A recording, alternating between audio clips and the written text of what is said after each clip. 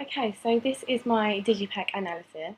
I've done Bastille, which I also did for the music video and the website analysis. And this is their Bad Blood album.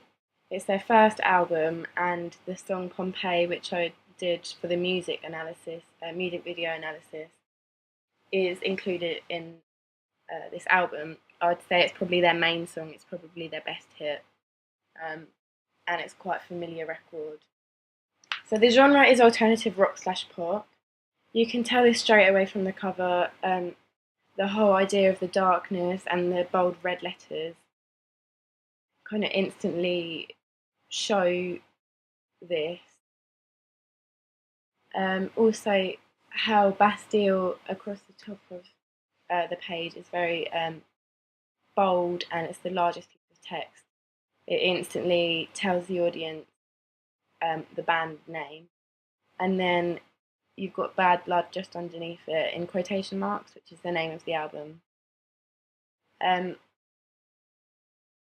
Obviously, you could compare this to other genres of album covers, and I know that some album covers don't actually have the artist name very large on it at all.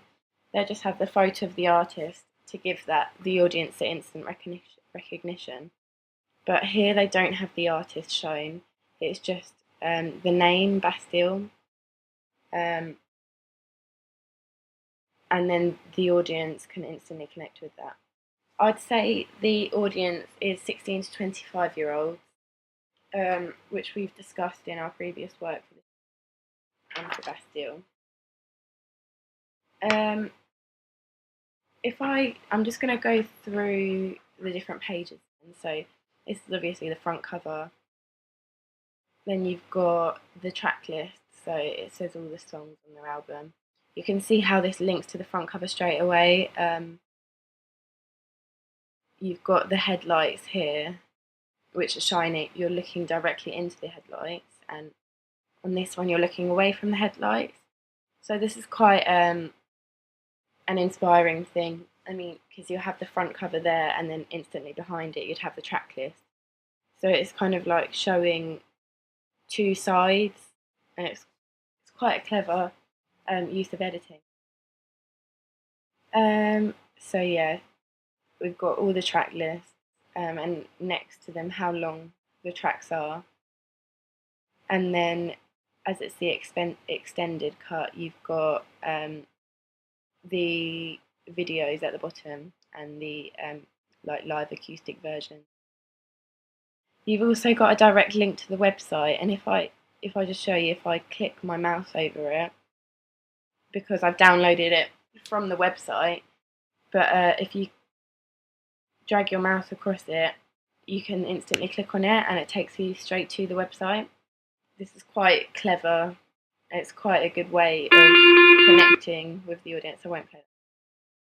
But obviously, if people did have the Digipack downloaded on their computer, they can instantly go to another form of text and view Bastille. Okay, so the next page, you've got the lyrics for each of the songs and who they're written by and produced by, and the different crew members of the band. And then again on page 4, you've got the same thing. This was quite an interesting page. It's the first page where we actually get to see the band members. So, I mean, we're 5 pages in, and then we get to see the band. Obviously, if you had this on a Digipack, you wouldn't see these images unless you opened up the Digipack, which is quite interesting. I really like this page. It shows all the different photos and a nice collaboration of images of, like, you've got all 4 band members here. You can definitely see that Dan is the main singer, as he's like the largest photos. There's quite a few he's present in quite a few of the images. And then you've got kind of the concerts as well, which gives the audience an insight into the backstage of what happens. And then, like, in the studio, links with the audience quite nicely and gives them more of an insight into how the band works and what they enjoy. It then goes on continuing with the songs and the lyrics, and again on page 7 of 8. So, I mean, it is quite text-based in terms of the pages. I mean, this is the only page with no actual written like text on it, apart from the quotation marks underneath the images. And then this is the last page. I think, if I'm not mistaken, that is also Dan, which is the lead singer of Bastilles, against this nice backdrop, and it says it's got a personal message and then where it's been recorded. So it is a very professional digipack, and you can see how it all links together. If I just skip through them, it links together very well. I'm just going to talk about the ratio of image to text. So obviously on the front cover you've got this nice image space down here, which is quite effective in terms of how it links to the next page instantly. This is the largest piece of text that's shown throughout the whole album, and it's got the link of Bastille with the triangle here, and then Bad Blood with the triangle there. So it's kind of their icon, which they use for the band group. Some people would find instant recognition just with the triangle of the band name, and you've got it again in the corner, their icon. This has got quite a lot of space around the outside. The text is also quite big again, and then they've got smaller text for the videos, and very small text at the bottom, just explaining about Virgin and the rights of Virgin Records. And what I quite like about this is the images are they're very deep images. They're edited really well. It's like a photo book, and the text is quite small over the top of them. I think it's really effective. It is just that right balance of image to text. You still get an insight into the images, which are quite interesting, but then you've got the text as well, which is quite small, which is nice to read.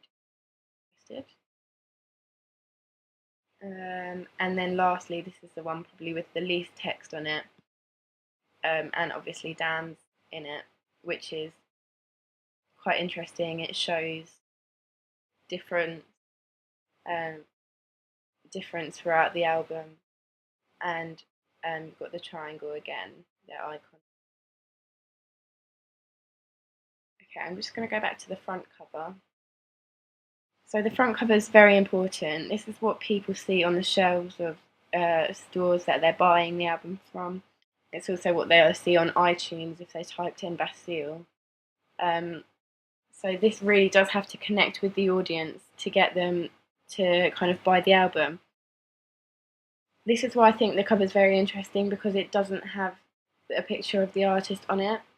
It shows that the band is quite reserved, and they would rather have their triangle kind of incorporated and their band name rather than the images yet.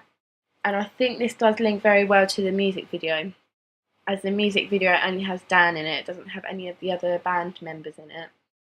So it's quite interesting in that kind of way.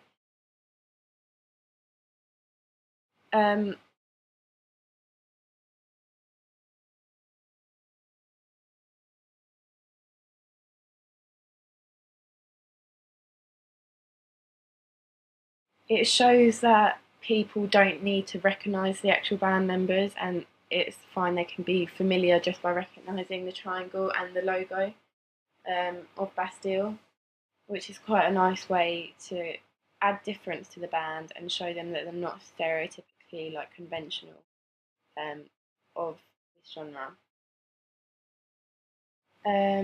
If I just Google Bastilles, if you Google Bastilles, this is kind of what comes up with the images. So you can link this directly to the album cover. I mean, you can tell that Dan Smith is the lead singer. Most of the photos of him. There's only, two on the first 20 images of the actual band. But what else is also interesting is the backdrops in all the images. So you've got a nice backdrop of mountains here. You've got rocks in the background of this one. A nice tree line in kind of like the woods, like a common area here. And then we go down to the more kind of studio and recording and live images. These are a bit different to the other ones. Obviously, you've got the different coloured lights that adds the difference to the band. So yeah, you can definitely see why they've chosen to use these headlights. And obviously, you've got the poster here of the winter tour. You've got the headlights again, which are it's the main theme running throughout the album, and then the tour days, which is quite interesting. I thought I'd just show that so you can relate it back to that.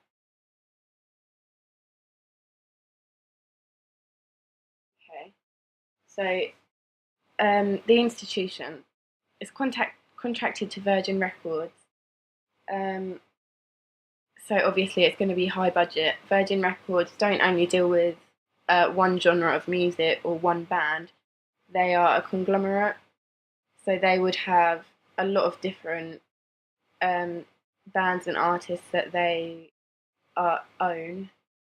So it's not just kind of the same genre which some smaller institutions would kind of go for, so they can keep that running theme. It just shows how big Virgin is by having all these different areas of expertise that they can go into. And because it's Virgin Records, it means one thing: high budget. It's going to be high budget from the inside and out. Because they make a lot of money with all the different people that they own, they're going to have enough money to fund a very well put together Digipack music video and website. So yeah, but this also means they wouldn't they would make the decisions for Bastille. Bastille wouldn't be making the main decisions in how they're promoted, advertised, what goes into their kind of music videos. I mean, they definitely still have some input, but because Virgin want to be represented in a good way, they want to be represented as the big record company. They need to make sure the decisions are well thought through and they're not going to affect what the audience think of them, their reputation. So that's quite a main element in by having a big institution. Okay, so the genre. You can see from the front cover it's very dark. This could connote, as I said, the dark side of Bastille. But what I think is very interesting throughout is they have that balance between dark and light, and it's actually quite beautiful. The scenery is very interesting and different. So it's just the right amount of light here. I mean, it's not too bright, but then you've still got the darkness as well around it. And then you've got some really, really beautiful scenes of landscapes. This is quite an interesting photo. It looks like sea. And I think this might relate to, I'm not 100%, but I think it might relate to one of the videos of Bastille. I'm not, I think it might be Floors. So, yeah, it's quite interesting how they've used that. It links it back to the music video, and people can recognise this. Also here, how it's all black and white, it adds the difference. So you've got, again, the balance between light and dark is showed in this black and white. So the very dark areas down and then it really brightens up in certain areas as well. And then this is one of my favourite scenes, so beautiful, with the red sky and then the red mountain. Again, very light at this area of the page at the top, and then very dark at the bottom. So it's quite interesting how they've used the balance, dark and light. Some people might say it's a bit strange to use all these different scenery shots of dark and light, but it's still quite good. It's definitely something different, and it looks very appealing. I think the conventions are followed to a certain extent. It links to the music video,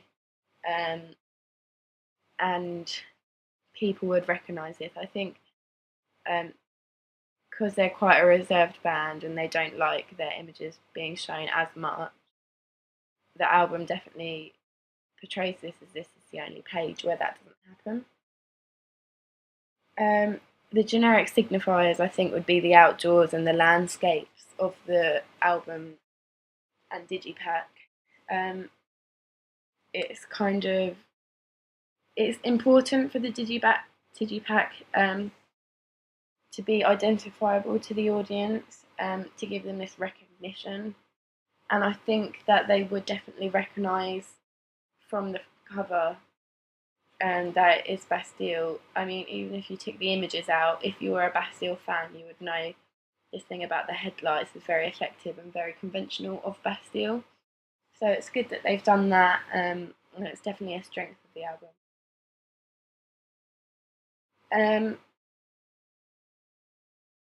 I would say the lyrics relate to kind of the darkness, and they relate to the images. So it gives this coherent idea of the genre.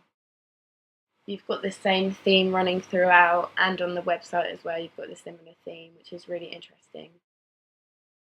So I think it is very tightly kind of thought through of how they're going to fit each item that they produce. So being all the different music videos, the Digipack website, posters, basically every promotional item to do with Bastille into this kind of balance between dark and light. And it's quite a tight running theme, which is very interesting.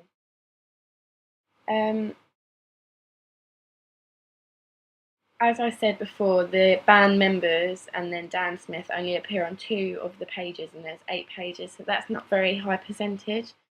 So I'm not sure. I think this does work well with Bastille as a band, but I'm not sure if we would actually use that in our Digipack, because I think being a new artist, even though because Bastille have are owned by Virgin Records, they have the budget to be promoted this way. But I think for a new artist, it's important to get their face out there, or certainly get the images out there, so the audience can recognise them. And I think it's a very important thing to do for ours. The language used on this page specifically shows the age group. So you've obviously got what the fuck there, but it's spelled in a different way. It shows that kind of jokey element to it, but obviously you wouldn't want your children, or like young children or young teenagers, to see that. So that's certainly something that backs up the idea of the age group we've chosen, 16 to 25.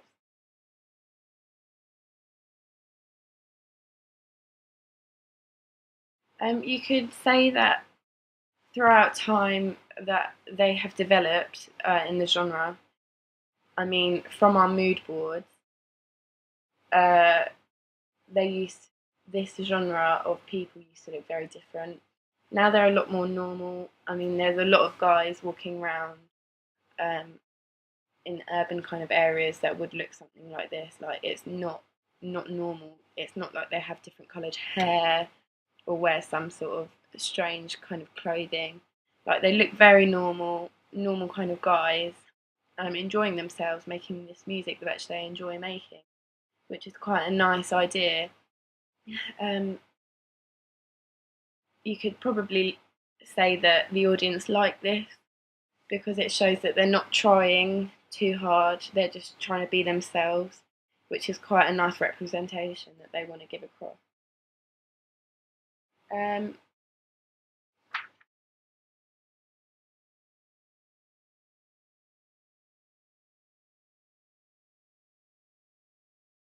In terms of the camera work used on each different page, I've talked about how it's kind of back to back here, which is very interesting and very good. And in most of these scenery pages, we've got kind of long shots, so they can give the full scene, which is very nice. Here, this is a long shot again, but it's also almost like the kind of hand here is kind of disrupting the long shot of the ocean, which is another interesting theory. It just adds a bit of difference to the images. Again, we've got a nice long shot here showing the scenery and the road, how it swerves down the middle of the shot. It's all very effective and looks very nice. And then again, we've got the long shot here. You've got a very small image of Dan, and then you've got all this lovely scenery around him. It's very artistic, I think, and they obviously enjoy going to these beautiful landscapes to take these shots. So it's definitely got that nice running theme through it. It's quite a mature theme, and yeah, it looks really appealing.